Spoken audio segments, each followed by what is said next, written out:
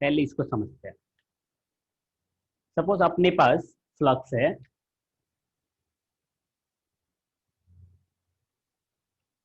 Flux flux is equal to B A cos theta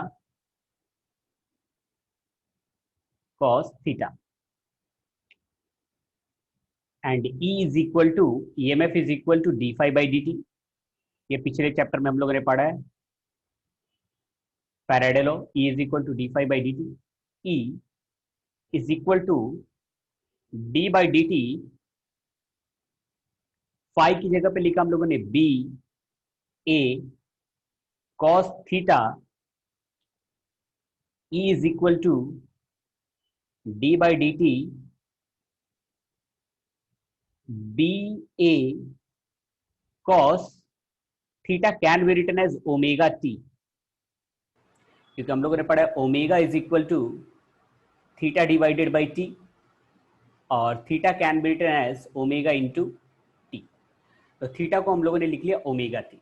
E is equal to B into A D by D T cos omega T.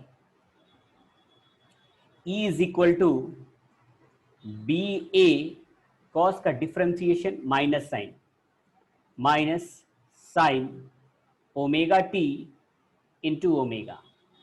E is equal to minus B A omega sine omega T. अगर minus sine लिखो, अगर यहाँ पे Faraday law में अगर minus sign के साथ आप लिखो तो माइनस आएगा, यहाँ पे भी माइनस, ये माइनस और ये हो जाएगा plus. E is equal to B A omega sine omega T. B is a magnetic field, A area and omega angular velocity. ये तीनों कांस्टेंट वैल्यू है, तो इसको लिख लेता हूँ E naught sine omega T. मैंने यहाँ पे ई नोट लिखा है, E naught is B A omega. ठीक है, अब इसको हम लोग समझते हैं। पहले कुछ बच्चे अगर लेट से ज्वाइन हुए तो उनको फिर से मैं समझा दूं। स्टार्ट किया मैंने AC circuit.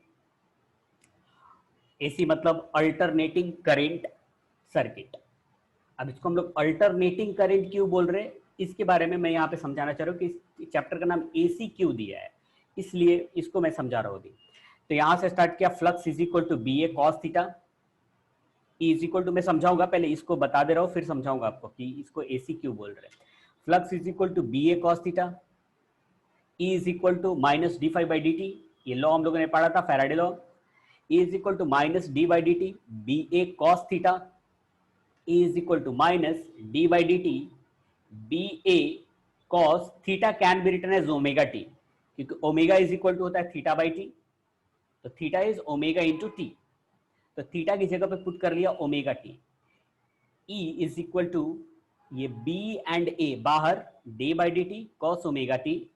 E is equal to minus B A cos का differentiation minus sine omega T into omega, minus minus plus B A omega sine omega T. E is equal to B A omega sine omega T. E is equal to B A omega can be written as E naught, क्योंकि constant है, मैंने लिखा है E naught. B is a magnetic field, A is area, omega is angular velocity. तो ये तीनों constant value है, इसलिए इस तीनों को हटा करके मैंने ई नॉट लिखा है। E naught is equal to B A omega, ये मैंने लिखा है सिर्फ यहाँ पे। अब समझते हैं कि इसको अल्टरनेटिंग क्यों बोल रहे हैं। देखो बेटा, E is equal to E naught sine omega को मैं फिर से, ओमेगा टी को फिर से मैंने थीटा लिख लिया। अब देखना, थीटा का वैल्यू 0 रखो, थीटा का वैल्यू 0, ई का वैल्यू 0। अगर यहां पे मैं ऐसा बना दूं, थीटा और यहां पे ई लिख दूं, तो थीटा का वैल्यू 0, इधर थीटा और इधर ई। थीटा का वैल्यू 0, ई का वैल्यू 0, क्योंकि साइन 0 का वैल्यू 0, साइन 0 इज 0, तो ई का वैल्यू आ जाएगा 0, मीन्स ये वाला पॉइंट। थीटा का वैल्यू पाई बाई 2, थीटा का value pi by 2, sine pi by 2 का वैल्यू, साइन पाई बाई 2 का वैल्यू 1, साइन पाई बाई 2 का वैल्यू 1 हो जाएगा तो E is equal to E naught, तो यहाँ पे ये आएगा ई नॉट। तो जिस समय पाई बाई 2 है, पाई बाई 2 है, उस समय ये आ रहा है ई नॉट, यहाँ पे ये ई नॉट वैल्यू, ये वाला पॉइंट, ये पॉइंट मिला, ये पॉइंट मिला। साइन का थीटा का वैल्यू पाई लेते हैं, साइन पाई का वैल्यू, साइन पाई का वैल्यू 0, तो साइन 0 0, तो फिर से ये आ गया 0, मीन्स अगर ये पाई है तो फिर से ई का वैल्यू आ गया 0, ये वाला पॉइंट। अगर थीटा का वैल्यू 3 पाई बाई 2 लिया, 3 pi by 2, sine 3 pi by 2, sine 3 pi by 2 -1, sine 3 pi by 2 -1, तो -1 into E naught, that is a minus E naught, minus E naught. अब मीन्स अगर यहाँ पे 3 पाई बाई 2 लिया, 3 pi by 2, तो यहाँ पे आ रहा है माइनस ई नॉट, मतलब नीचे, ये वाला पॉइंट, ये पॉइंट मिला, ये पॉइंट मिला, ये पॉइंट मिला, ये पॉइंट मिला। एक और 2 पाई लेकर के देखते हैं, साइन 2 पाई का वैल्यू 0, साइन 2 पाई का वैल्यू 0, तो ई नॉट इंटू 0 इज 0, तो फिर से मिला ये 0, तो ये वाला पॉइंट अगर 2 पाई है तो यहाँ पे, तो ये पॉइंट मिले, ये पॉइंट मिला, ये पॉइंट मिला, ये पॉइंट मिला, ये सबको अगर मिला दे तो साइन का ग्राफ आ गया, ये साइन का ग्राफ आ गया ऐसा। अब बात रहा अल्टरनेटिंग क्यों बोल रहे हैं, क्योंकि एक बार ये प्लस हो रहा है और एक बार ये माइनस हो रहा है, एक साइकिल में एक टाइम प्लस और दूसरे टाइम माइनस, फिर से होगा प्लस, फिर होगा माइनस, फिर होगा प्लस, फिर होगा माइनस, तो एक बार प्लस एक बार माइनस हो रहा है, इसलिए इसका नाम हम लोग दे रहे हैं अल्टरनेटिंग। तो सर अल्टरनेटिंग करेंट क्यों बोल रहे हैं, सर अल्टरनेटिंग करेंट क्यों आ रहा है? यहाँ तो ये तो ईएमएफ लिए हो आप, करेंट कैसे? अल्टरनेटिंग, यहाँ पे चैप्टर का नाम तो अल्टरनेटिंग करेंट है, क्योंकि देखो करंट भी ऐसा ही होगा।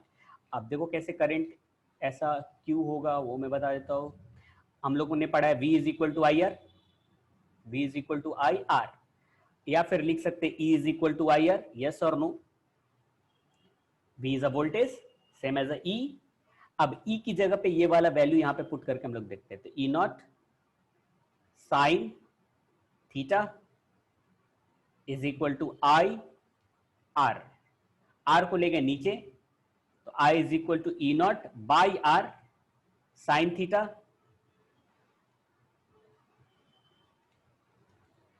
आई is equal to E naught, E naught constant है, ई नॉट कॉन्स्टेंट है, divided by R, E naught divided by R, E naught constant R भी कॉन्स्टेंट, तो इसको मैं लिख लेता हूं आई नॉट साइन थीटा। तो बन गया ना करंट का भी, करंट भी अल्टरनेटिंग हो गए, तो इसलिए इस चैप्टर का नाम दिया है अल्टरनेटिंग करंट। एक बार प्लस होगा और एक बार माइनस होगा। अभी तक जो हम लोगों ने करंट इलेक्ट्रिसिटी पढ़ा था बेटा, उसमें करंट चेंज नहीं हो रहा था। उसमें देखना कहीं पे भी सर्किट हम लोगों ने ड्रॉ किया था ना, ऐसा रेजिस्टेंस लिया था, ऐसा बैटरी ले लिया था और बोला था कि करंट है आई, ऐसे जा रहा है। अब यहां पे क्या हो रहा होगा, करंट जा रहा होगा एक थोड़े टाइम तक इधर से, और फिर थोड़े टाइम के बाद करंट जा रहा होगा इधर से, तो इधर से जाएगा क्लॉकवाइज, फिर एंटी क्लॉकवाइज, फिर क्लॉकवाइज, फिर anti clockwise, that is alternating.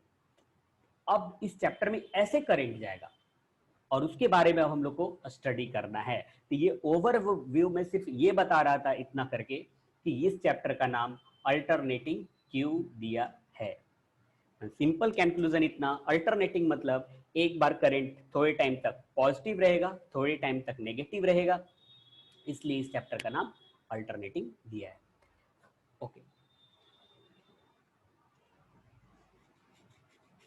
अब आते हैं हम लोग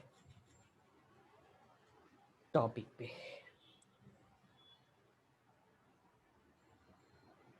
तो अभी हम लोगों ने कितना सीखा, एसी, एसी का मतलब क्या है, अल्टरनेटिंग करंट। अभी जो हम लोगों ने पहले करंट इलेक्ट्रिसिटी में पढ़ा, वो पढ़ा था हम लोगों ने डीसी। डीसी मतलब होता है डायरेक्ट करंट, डीसी का मतलब क्या, डायरेक्ट करंट, और एसी का मतलब, एसी का मतलब अल्टरनेटिंग करंट। ओके, अब बात यहां पे ये है, सुनना,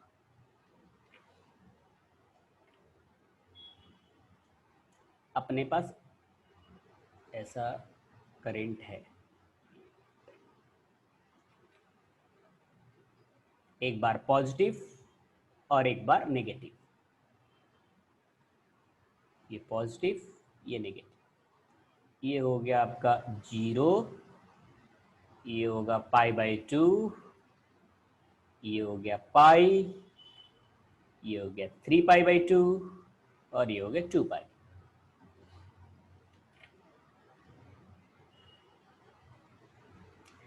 इधर ईएमएफ भी हो सकता है, करंट भी हो सकता है। ईएमएफ का जो इक्वेशन अपने पास बना है, E = E0 sign omega T, या फिर E = E0 साइन थीटा भी लिख सकते हैं।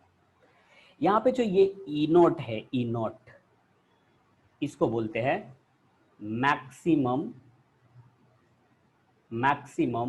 ईएमएफ, मैक्सिमम ईएमएफ, और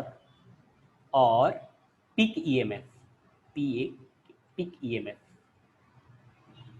मैक्सिमम भी बोल सकते हैं, पीक ईएमएफ। या फिर अगर करंट है I = I0 sign omega T, या फिर I = I0 साइन थीटा। तो ये जो I0 वाला जो वैल्यू है, I0 is called maximum current, और I0 called peak current. I0 को मैक्सिमम करंट भी बोल सकते हैं या फिर पीक करंट भी बोल सकते हैं। तो ये याद रखना है आपको, पीक करंट, क्योंकि कहीं कहीं पे वर्ड यूज करेगा पीक करंट या पीक ईएमएफ, इस बात को आपको समझना है। बाकी आपको टर्म आपको सब पता है, ऑसिलेशन से ये टर्म पता है। इसका क्या नाम है, इस वाले का क्या नाम है? एंगुलर वेलोसिटी, ओमेगा का और फॉर्मूला 2πf, ये सब याद है ना। ओमेगा = 2π, और इसको बाई टी भी लिखते हैं। ये सब फॉर्मूला याद रखना है, क्योंकि ये सब यूज आएगा आगे क्वेश्चन जब सॉल्व करेंगे हम लोग तो। ओके, या फिर इसको एम्पलीट्यूड भी बोलते हैं ना, एम्पलीट्यूड। ऐसा इक्वेशन हम लोगों ने देखा था, A = A0 sign omega T. तो ये जो A0 था वो था एम्पलीट्यूड मतलब होता है मैक्सिमम वैल्यू। तो वही यहाँ पे लिखा है, पीक वैल्यू या मैक्सिमम वैल्यू, पीक वैल्यू या मैक्सिमम वैल्यू। ओके, ठीक है। तो ये बेसिक बातें था। अब हम लोग अगर टॉपिक की बात करें तो हम लोग को देखना है एवरेज एंड आरएमएस वैल्यू। मैं समझाता हूं क्या है एवरेज एंड आरएमएस वैल्यू। पहले हम लोग बात करते हैं एवरेज वैल्यू।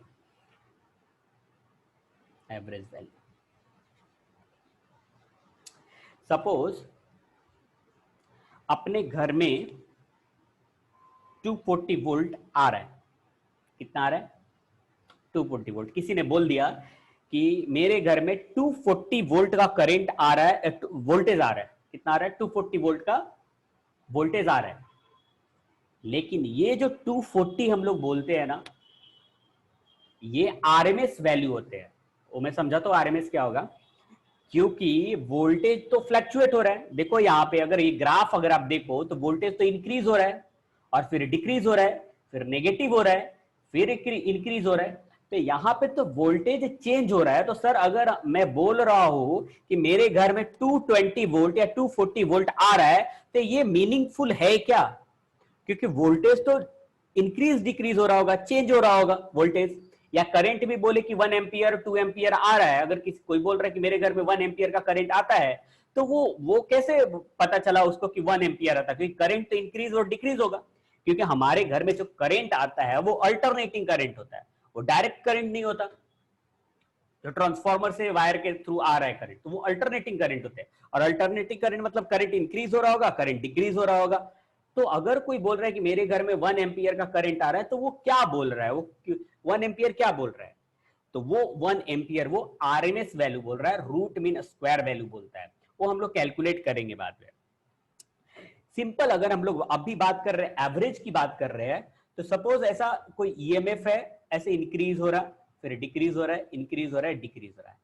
एवरेज का मतलब आ रहा है कि सब सर इंक्रीज डिक्रीज हो रहा है, लेकिन एवरेज मतलब कि सपोज मान लो करंट 1 आया, 2 आया, 3 आया, फिर 1 आया, 5 आया।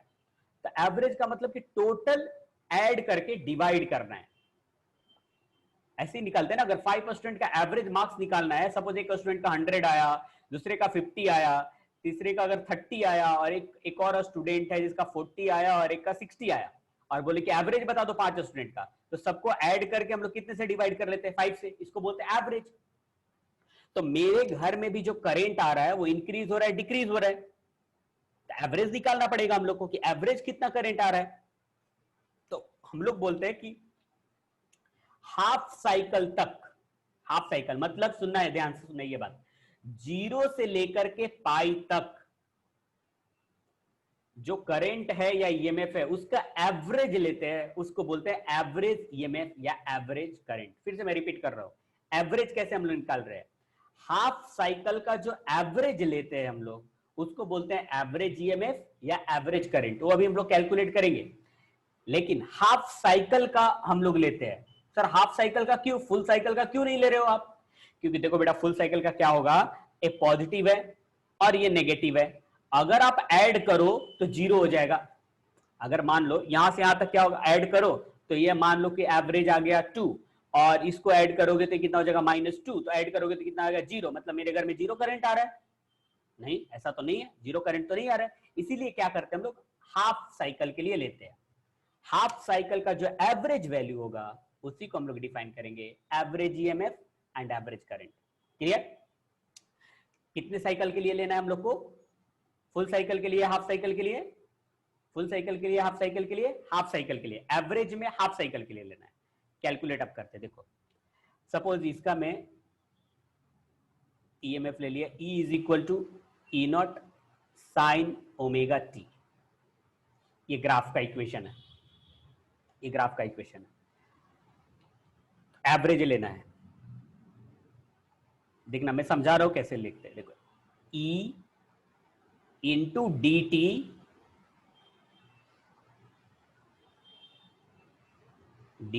डिवाइडेड बाय, या थीटा ले लो तो ज्यादा इजीली आपको समझ में आएगा, डी थीटा आपको इजी हो जाएगा, डी थीटा डिवाइडेड बाय पाई। देखो मैं इसको समझाता हूं, आप टेंशन मत लो, बिल्कुल मैं समझाऊंगा आपको। हम लोगों ने क्या किया, यहां का ईएमएफ ले लिया,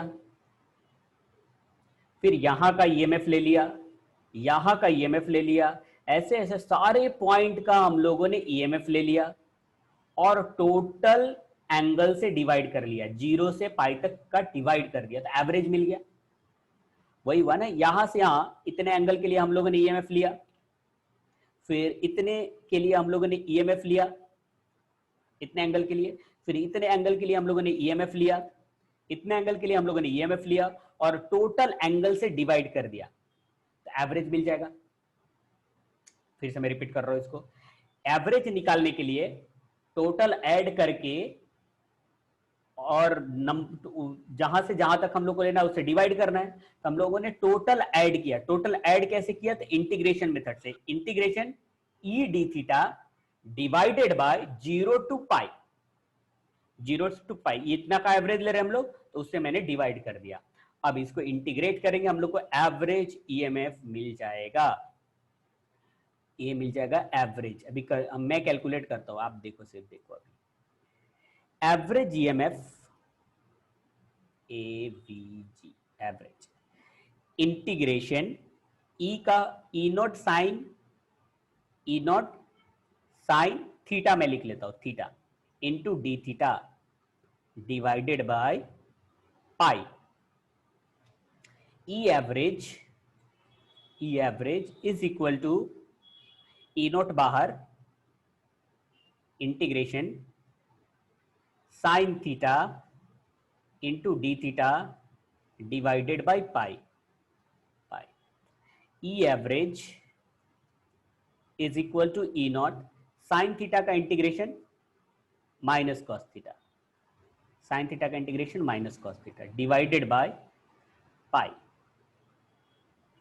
अब लिमिट पुट करना है कि कहां से कहां तक, तो 0 से पाई तक, 0 से पाई तक।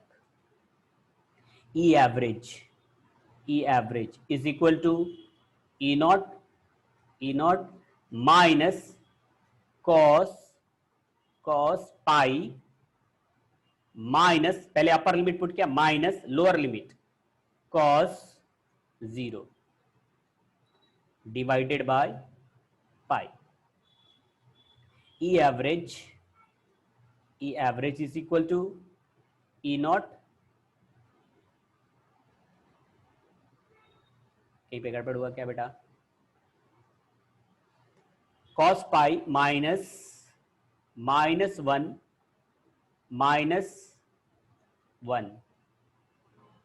वेट, कहीं पे गड़बड़ हो रहा है। E average is equal to E naught, पहले पाई पुट किया, वेट ये तो कितना आ जा रहा है, 0 आ जा रहा है ना, नहीं हाँ यहाँ पे आया, यहाँ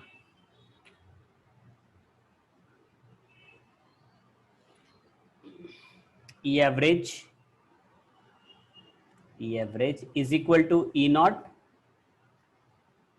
ये हो गया आपका, यहाँ पे देखो लिमिट जो पुट किया है ना, पहले अपर लिमिट पुट किया, माइनस कॉस 0 आना चाहिए, यहाँ पे माइनस कॉस 0 आना चाहिए। एक स्टेप और ऊपर से मैं लिखता हूँ, एक स्टेप ऊपर से और लिखता हूँ। ई एवरेज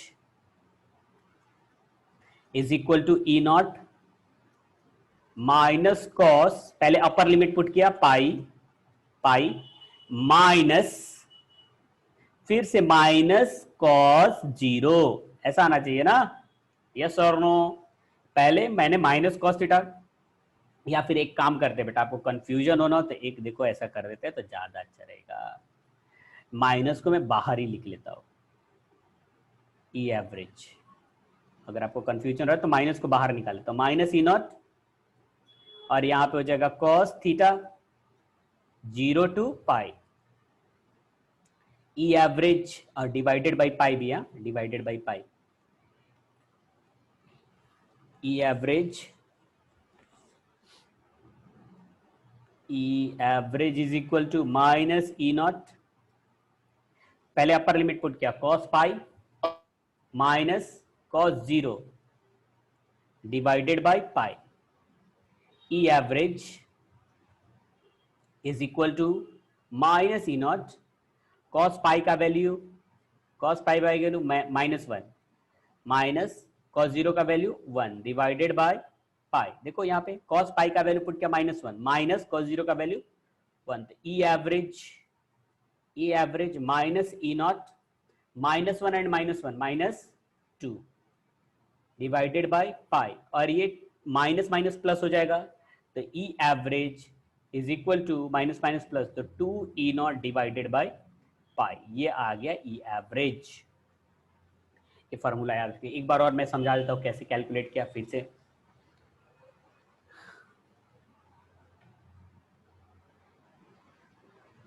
रईशी का कुछ क्वेश्चन है, इंटीग्रेशन से पहले का नहीं समझ रहा, ओके मैं समझाता हूं बेटा।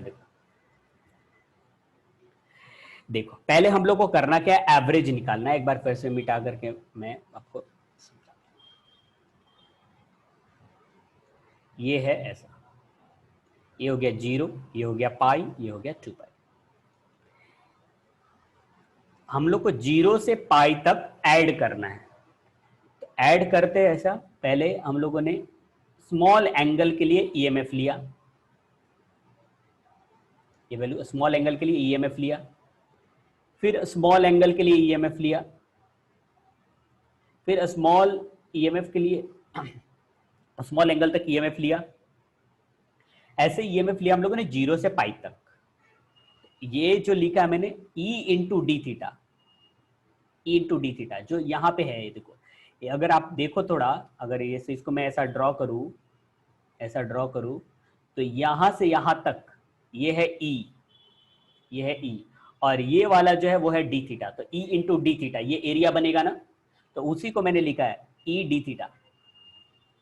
फिर से मैं देखो, ये यहां से यहां तक लेंथ हो गया और ये विड्थ हो गया, तो E into D theta area हो गया इसका, और ऐसे ही फिर से यहां पे ले लिया, ये लेंथ हो गया ई और ये विड्थ हो गया डी थीटा, तो फिर से ये एरिया बन गया, फिर ये हो गया ई और ये हो गया डी थीटा। तो ऐसे करके यहां से यहां तक पूरा एरिया कैलकुलेट किया और उसके लिए हम लोग इंटीग्रेशन करते हैं।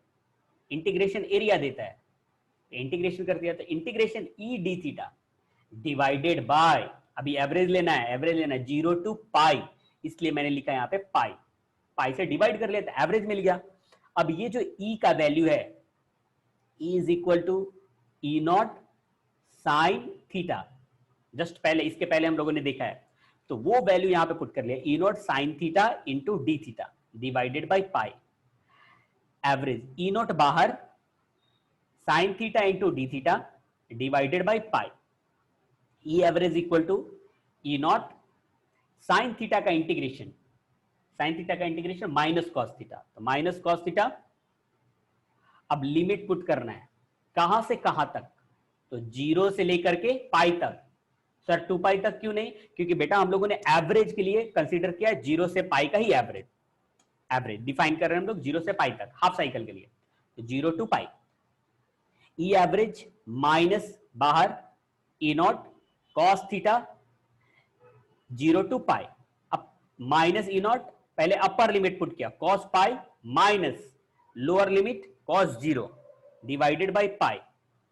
ई average minus E naught, cos pi का वैल्यू -1 माइनस 0 कॉस 0 का वैल्यू 1, तो E average equal to minus E naught -1 -2 divided by pi. E average minus and minus plus, तो 2 E naught divided by pi. ये हो गया आपका average EMF. अब average current निकालना होगा, पहले तो इतना बता दो आपको समझा कि नहीं, अगर समझा तो टाइप यस, नहीं समझा तो sir please explain once again. अब अगर एवरेज करंट करना होगा तो इसका स्क्रीनशॉट आप लोग ले लेना, ठीक है। हाँ okay,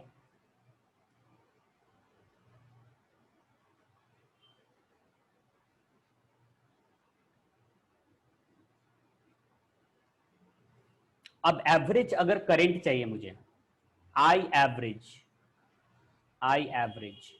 is equal to integration, अब लिखेंगे यहां पे सिर्फ I D theta divided by pi, बस आई इंटीग्रेशन, आई को लिखेंगे I naught sine theta into D theta divided by pi, limit 0 to pi. Integration I naught बाहर कर लेते हैं, integration same sine theta into D theta divided by pi. I naught sine theta का integration minus cos theta divided by pi, limit कहां से कहां तक 0 to pi. I average is equal to minus I not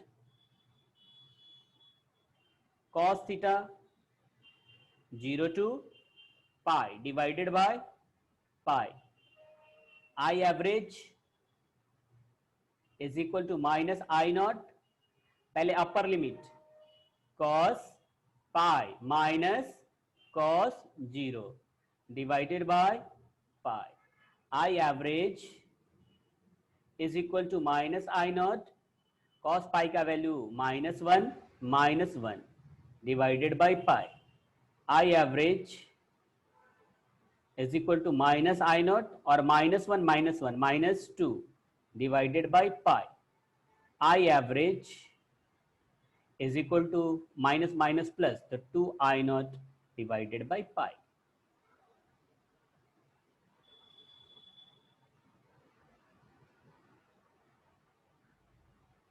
ये बन गया I average and EMF average हम लोगों ने कैलकुलेट कर लिया। नेक्स्ट लेक्चर में हम लोग करेंगे RMS EMF, E RMS root mean square and I RMS, ये बहुत इंपॉर्टेंट है और बहुत मजा आएगा। तो फिर नेक्स्ट लेक्चर में हम लोग मिलते हैं आई एवरेज एंड आई आरएमएस के साथ। आज इतना ही, फिर से कल 6 o'clock। Thank you so much, thank you.